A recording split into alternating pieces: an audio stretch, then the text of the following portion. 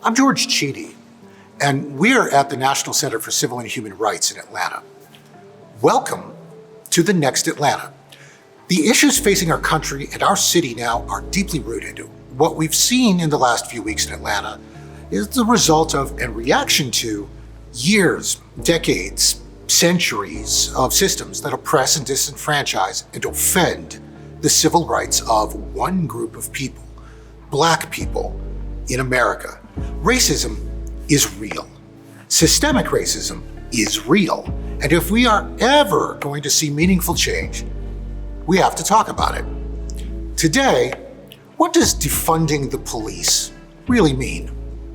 On the Next Atlanta.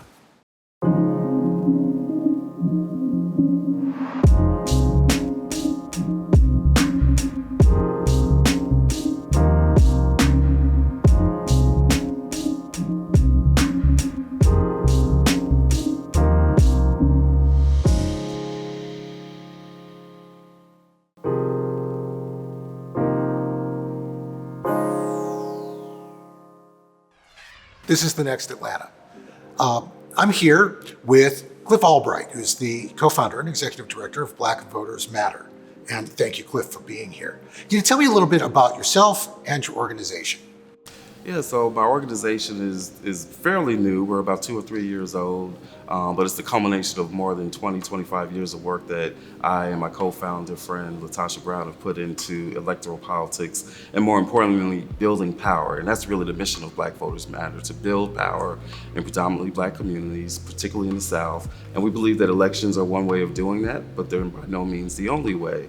And so we support a range of groups that are doing this work 365 days out of the year. And that work includes a range of issues from housing to arts and cultural to health services. And one of the important issues is the issue of criminal justice reform and particularly police violence.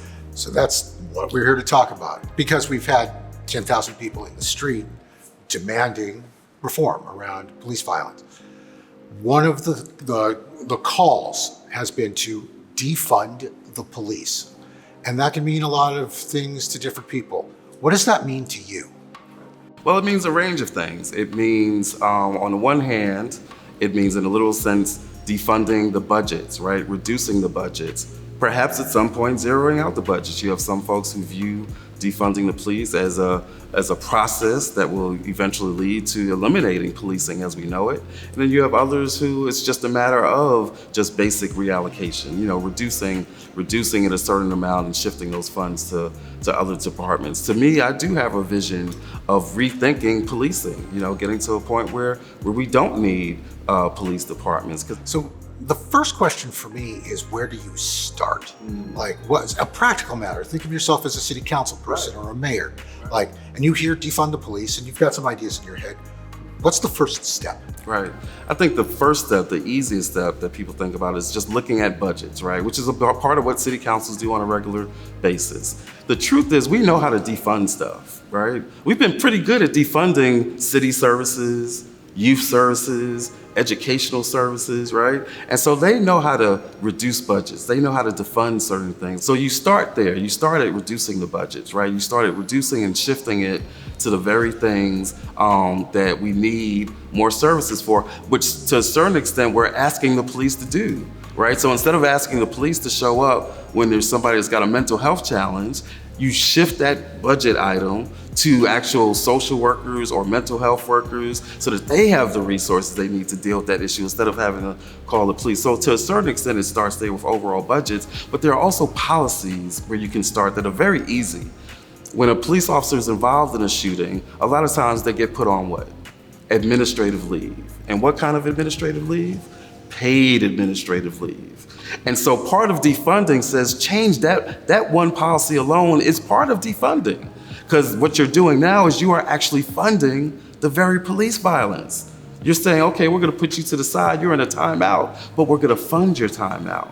So part of defunding is about that. It's looking at how do we handle paid leave? How do we handle pensions for officers that have had to come off the force because of repeated violence, right? Because again, if you're giving them full pensions, you are funding that police violence. So we say defund that. So there are several concrete ways and in actuality, simple ways of actually starting the process of defunding.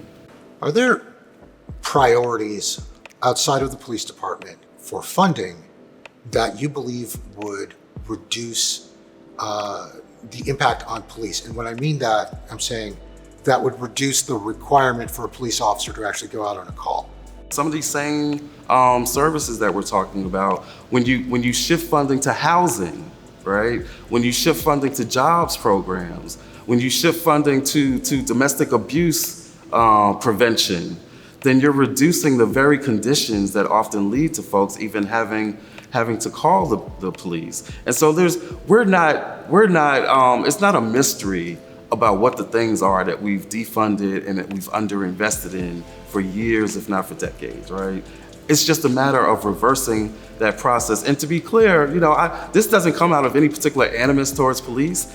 My father was a policeman for 30 years. My entire college education was funded off of police pay, right? And so saying defund means something to me personally, but it's not just about me. It's not just about this analysis of, is there such a thing as a good cop, right? It's about a system that is structurally, systematically hurting our communities, and again, causing some of the very conditions that we say the police are there to fight against and reduce. So I was a city councilman for a very small town called Pine Lake. It's a small town, it's in DeKalb County, and they, up until about 15 or 20 years ago, were basically a speed trap.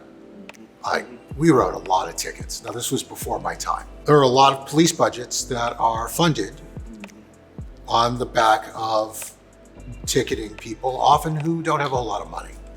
The counter argument is, yes, but we need to do traffic enforcement or people will die. How do you make a decision about what's right and wrong there? Right. So it raises a couple of points, right? On the one hand, what it raises is, again, that this need to feed the beast, to fund these police operations, leads to situations like where you've got an entire traffic court that's built off of Black bodies, right? Even in cities that aren't predominantly Black, if you go into that municipal court on a traffic day, you know that what you're gonna see is a 90-95% full courtroom with Black bodies. And so and then what we also know is that it's often those situations which then lead to the confrontations, right? Philando Castile was pulled over and questioned about traffic issues. And so just the existence of that financial burden and that financial need then creates the interactions, which then often lead to somebody being shot and somebody losing a life. The phrase, defund the police, like people see defund police and they hear abolish the police. In much the same way, I think, people hear Black Lives Matter and want to say all lives matter or only Black Lives Matter. We're in this terrible space around language and how to talk about actual policy. Do you think that using the phrase defund the police is going to get in the way of the actual policy of changing the mix on spending? I think the example that you gave really answers the question, right? That here you have a phrase that seems really simple, 3 words, Black Lives Matter. Like, really, how could you disagree with that? And yet you get all types of disagreement, right? And I think at the end of the day, the challenge is this. What we have to recognize is if somebody is so opposed to that phrase, where they don't even want to engage in this kind of dialogue and debate, then guess what? They're really not all that fundamentally interested in solving that problem. If defund the police is gonna make somebody say, I'm so turned off, I'm not gonna engage in discussion, I don't wanna see your infographic, I don't wanna hear about what San Francisco did to start the process, or what Minneapolis did, or what Dallas did, I don't wanna hear about that, then guess what? They're not really that bothered with the loss of Black lives and the police violence and with George Floyd saying and dying as he's crying for his mom and saying that I can't breathe, right? And so we can't allow the red herring of, the phrase throws me off, I don't want to engage. We can't allow that to keep us from having these kinds of discussions. And what we're seeing is just in the space of 2 weeks, we're seeing monumental changes in some cities. Picture yourself as a city council person, you're listening to this. If there is one policy proposal to start when looking at changing the funding mix of defunding the police, what do you tell them? Where do you start? Yeah, I have to cheat because I can't even start with just one, any more than Congress just started with one in their package that they just proposed, but a couple of easy ones and brief ones. Reduce the budget, close the jail, which is the demand that we've already had here in Atlanta, close the jail and repurpose it, and the militarization and the military purchases, change the way police officers who are accused of violence, change the way that they're funded, whether that's through paid leave or pensions or otherwise, stop hiring and make public the records of officers who have a history of police violence. Those are just a few of the starting points. Sir, I'm incredibly grateful. Thank you. Thank you. Thank you for this topic.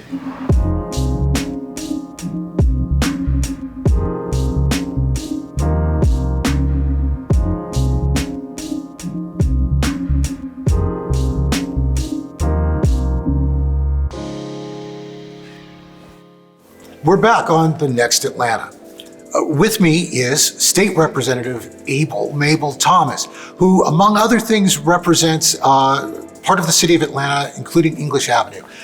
Representative Thomas, thank you for being here. I'm glad to be here. Would you tell folks about yourself a little bit?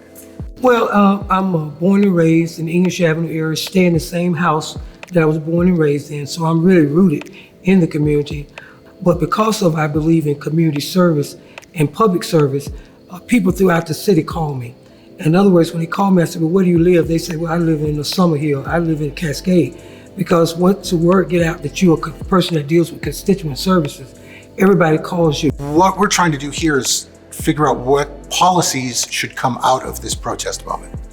One of the things that people have talked about is this phrase, defund the police. And that means a lot of different things to different people. I want to know, what does that mean to you?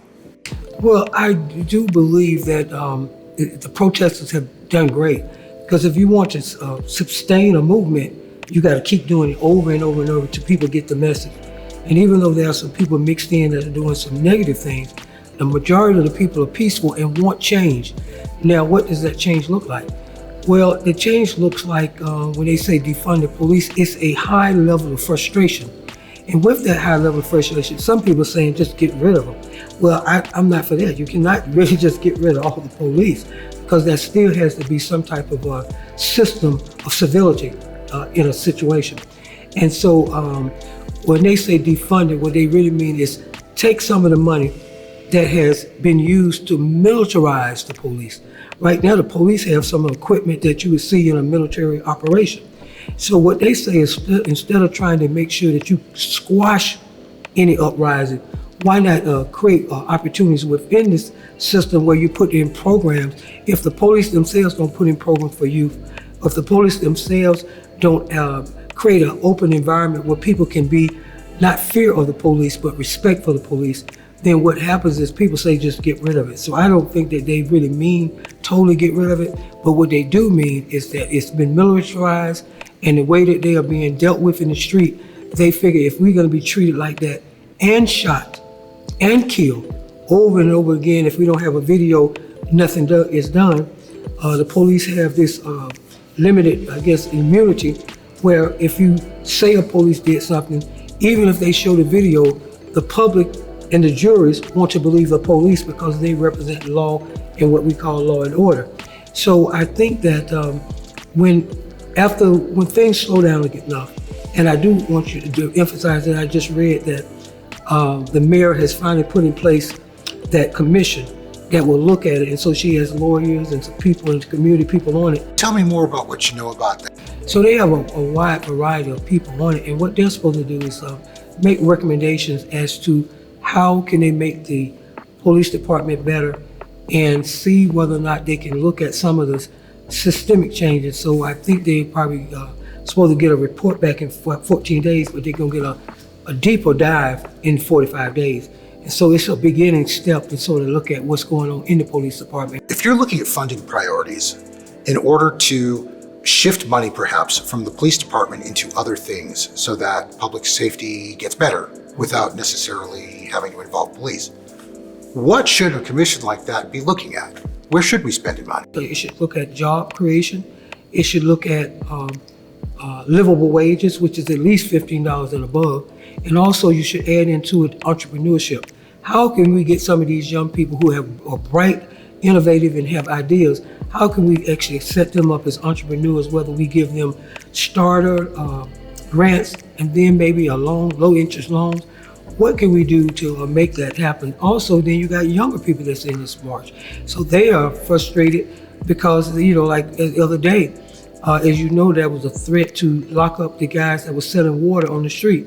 So if they can't make a living in some way to help their families, what people don't understand is a lot of times these young people is just not doing it to get new shoes.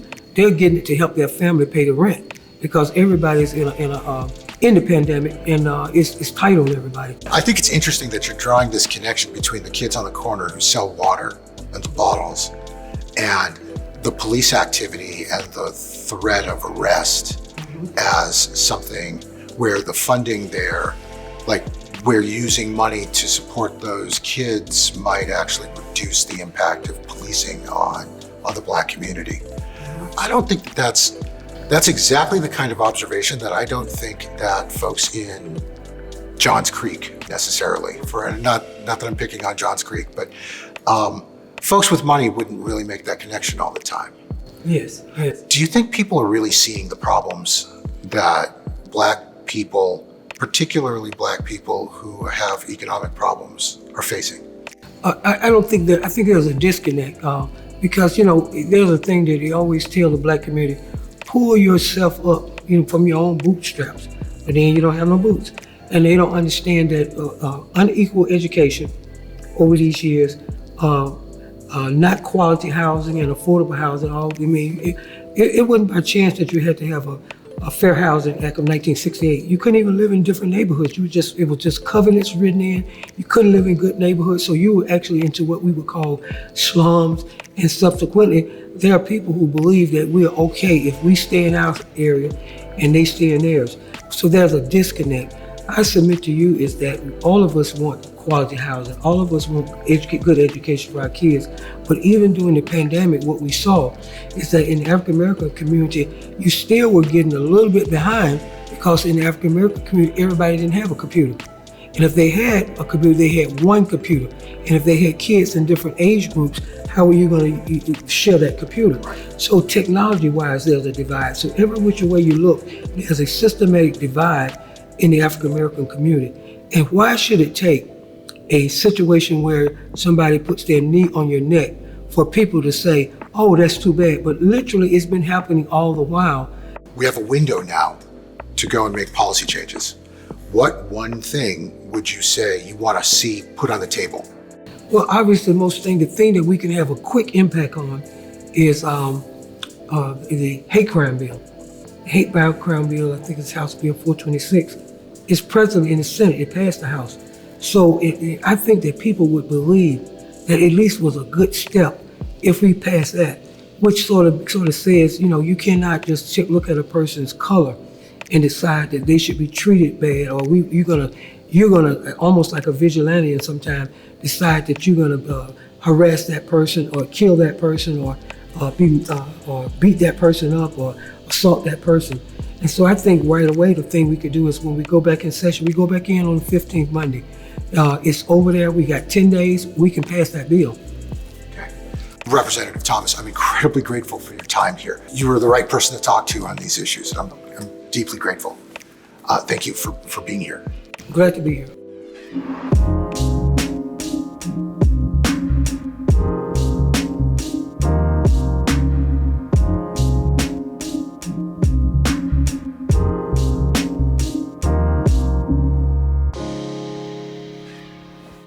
So we're joined now by Chief Billy Grogan of the Dunwoody Police Department. And thank you very much for being here. Well, thanks for the opportunity. Can you tell me a little bit about yourself and your career and Dunwoody? Sure. I'm the police chief at the city of Dunwoody for the Dunwoody Police Department. And so far, I've been the only police chief there since our department and city is about 11 years old. I came from the Marietta Police Department, where I served there 28 years as a deputy chief when I ended my career there and retired.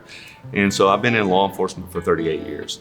We're here in part because we're looking at what the next Atlanta will look like, particularly around public safety. And one of the things that people are talking about is defund the police, which can mean a lot of different things depending on what you're talking about. What's it mean to you? So I've heard that phrase a lot, and I think some people look at it as redirecting the resources that law enforcement gets into other areas, maybe some type of social services like helping homeless people or dealing with mentally ill people or things like that.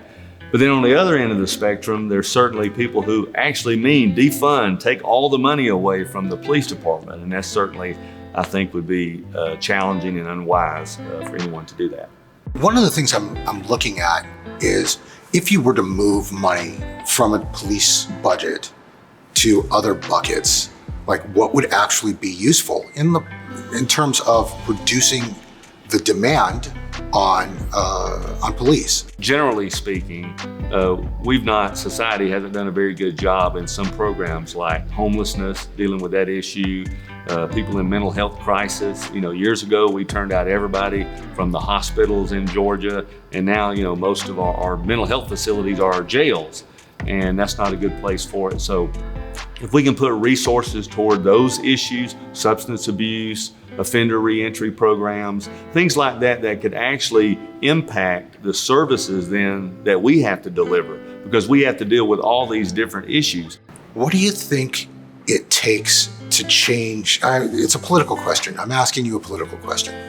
How? Yeah, and I know. Do you think people are in a place now to reevaluate these spending priorities? Well, I think so, but I also think that the general public doesn't see what police officers see every day. The general public doesn't see the need that we see. They don't see the need that the mental health professionals that are working with people that are experiencing these crises, they don't see that like we do. I think there is an opportunity here to evaluate how money is spent. There's a limited amount of money in any government's budget, except for the federal government, which seems to be. But anyways, but they have to prioritize how they spend that money. And there's competing priorities, and it always is that way. And so, but I certainly think, dealing with a mental health crisis and providing services would help the police department if there were less people either homeless or less people that was in crisis mode. What portion of the calls, and I know I'm asking you for a number that you might not have on the back of your head, but what portion of the calls do Dunwoody Police have that you think might be better served with a social services response as opposed to a police response? That's a hard number to really come up with a specific one, but I think there's probably, 5 or 10% maybe that we respond to that could be handled maybe by someone else trained appropriately. But because we're the only people to respond, then that's us. And of course, even situations dealing with people in a mental health crisis or homeless, at times it needs to be the police because of the volatility of the situation and maybe a crime that's been committed or allegedly been committed, rather than just the simple somebody's in a crisis and needs to talk to somebody. In those situations, certainly it'd be better for the police not to be involved. When people talk defund the police, it's more than just shifting. Like there's some people who want to abolish the police entirely, but there are other things around how police are funded that draw criticism, and one of them is civil asset forfeiture. Can you describe what civil asset forfeiture is generally? Sure. I guess a general statement would be it's the statute allows offenders who have committed certain crimes for law enforcement to be able to seize their assets. And those assets could be cash, it could be vehicles, it could be property, it could be bank accounts, it could be whatever. And it's a civil process, and so it's kind of runs independent of a criminal investigation. So there's certain, requirements for response and that sort of thing. And so if people do not respond within a certain period of time, or they get an attorney and it goes through the civil process, then the police department can seize that property through that civil process And it's irrespective of what happens with the criminal process. Do you think that removing that civil asset forfeiture would change the way you do policing? So, I mean, for our department, I don't think it would. The asset forfeiture is not supposed to supplant the budget. In other words, governments aren't supposed to spend less on the police department and hope that they can spend more asset forfeiture money. That's not how the law says it's supposed to work. I was a city councilman in a small town called Pine Lake. Sure. And Pine Lake has a long reputation for being a speed trap.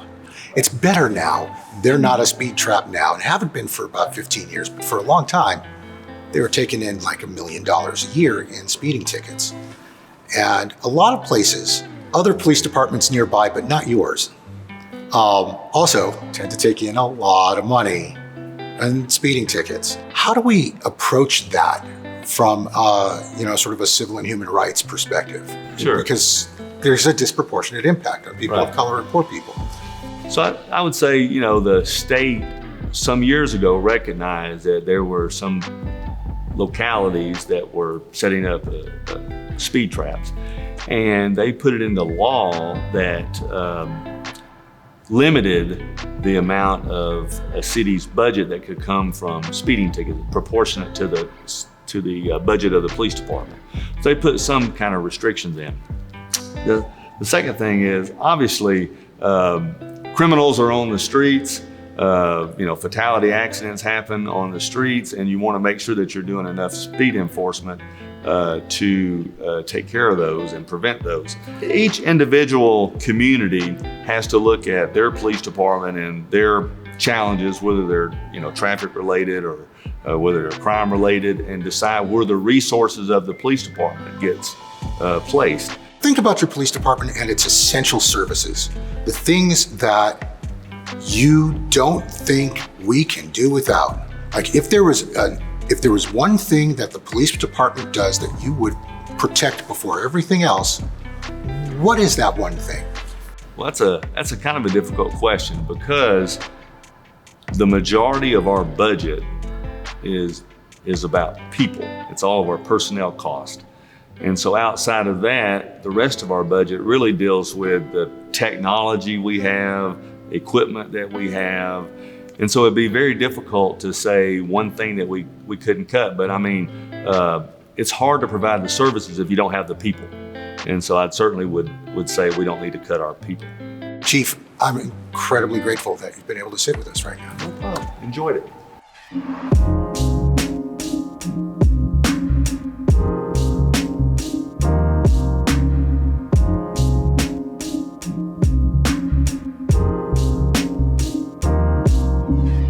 From the National Center for Civil and Human Rights, I'm George Cheedy. Thank you for watching. We'll see you next week on The Next Atlanta.